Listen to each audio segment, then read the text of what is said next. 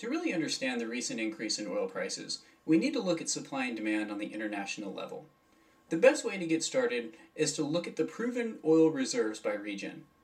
Now, oil reserves are where geologists and oil companies know there's oil in the ground. It's been discovered. They just haven't pumped it yet. So when we talk about reserves, we're actually talking about oil that we know is there. It just hasn't been pumped yet.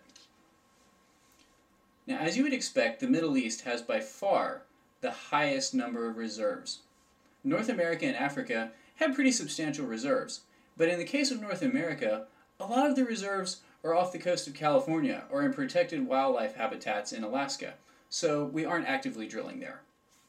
Now, as we've seen, the Middle East has by far the largest amount of oil reserves in the world. So the next thing we need to do is look at the actual energy demands that are going to be occurring in the future and see what regions have the most need for energy going forward. Now here we see a chart that shows the world energy consumption by region. This is divided into OECD and non-OECD. Now the OECD is an organization for economic development, so it's a good proxy for developed versus developing countries. As you can see, energy consumption is going to increase, but the bulk of the increase is going to come from the developing world. They have the highest need for energy, and that's what's fueling the increased demand that we're seeing at the global level. What we've seen is that developing countries are increasing the global demand for oil. At the same time, countries like the US and other developed nations are still rapidly increasing their needs for oil, but it's not as fast as other developing countries. So we have to ask, what's driving this demand? Why are developing countries needing more oil? And the answer is that it powers their industrial expansion. What this chart shows us is that industrial demand is driving the developing world's need for oil. By 2030, the developing world is going to need twice the energy to power its industry. And a lot of developing countries rely on developing nations' industrial capacity to produce consumer goods. You see this in the United States. Most of what we buy here comes from other countries, and other countries' continued industrial growth relies on a steady supply of oil, and that increases global demand. The chart we just looked at showed an increase in demand for energy from developing nations' industrial sectors. However, not all of that energy is going to come from oil. This next chart shows us the breakdown of energy demand by type of energy. Here we see natural gas, coal, nuclear energy, renewables, and oil. As you can see, there's a lot of demand increasing from all of these, and the pace of demand growth is actually pretty consistent among oil, natural gas, and coal.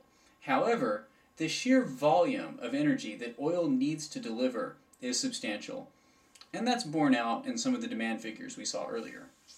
So now that we've seen that the demand for oil is increasing very rapidly, we need to look at how the world is preparing to deliver oil to meet these energy needs. The next two charts show us that. Here we see world oil production in million barrels of oil per day. Now we see OPEC conventional, non-OPEC conventional, and unconditional oil sources like shale oil, and then the total amount. As you can see, the demand for oil produced is going to increase to 120 million barrels of oil per day by 2030.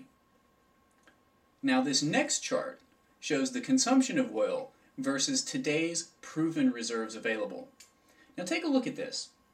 On one axis, we have the demand for oil per day, and then on the other axis, we see the proven reserves.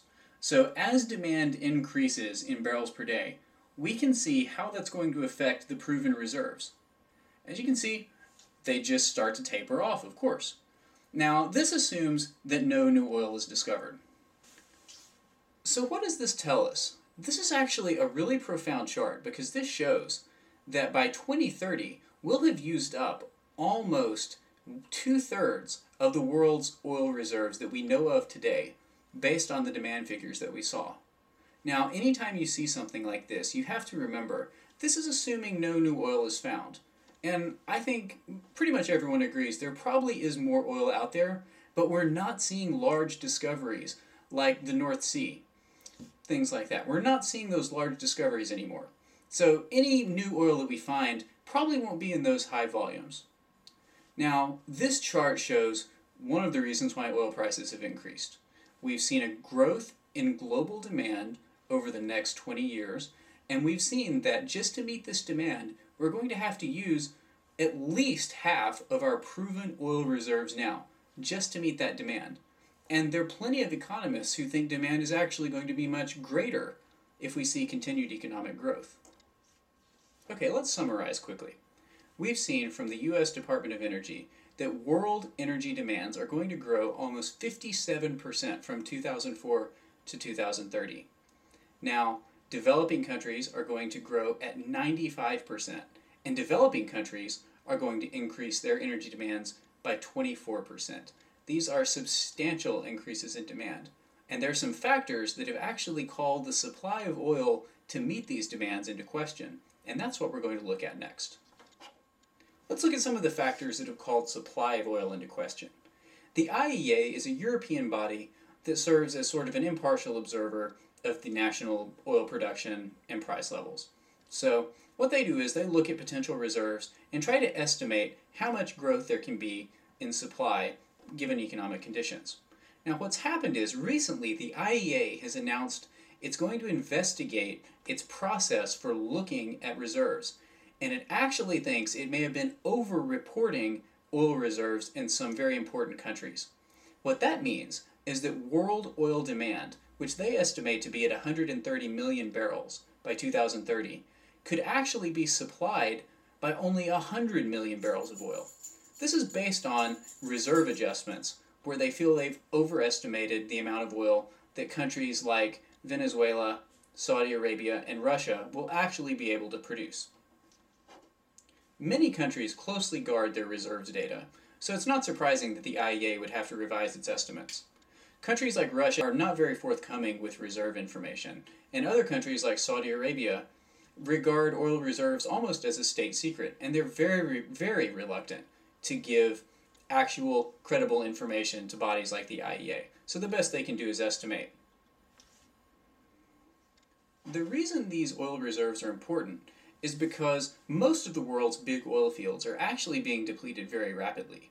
The IEA estimates that the biggest 811 oil fields in the world are being depleted at a rate of 4.5% per year.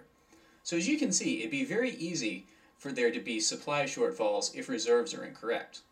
Now, we already know that countries in the Gulf are running out of spare capacity. President Bush recently asked the Saudi government to increase oil supply, and they were reluctant to do so, even at today's high prices.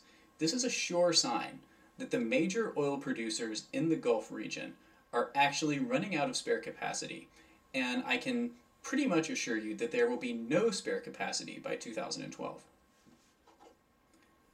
OPEC and the Gulf countries are not the only countries running out of oil to produce. Despite continued high prices, Russia has been in decline for several years, and the North Sea oil fields have actually been in decline since 1999 and will run out within the next 20 years. So despite the vast increases in price, these countries aren't able to supply more, and if they could, they definitely would try to do it given the current climate. This tells me that there's definitely pressure from the supply side matching pressure on the demand side, and this is a critical factor to why oil prices have increased so rapidly in the past 2 years.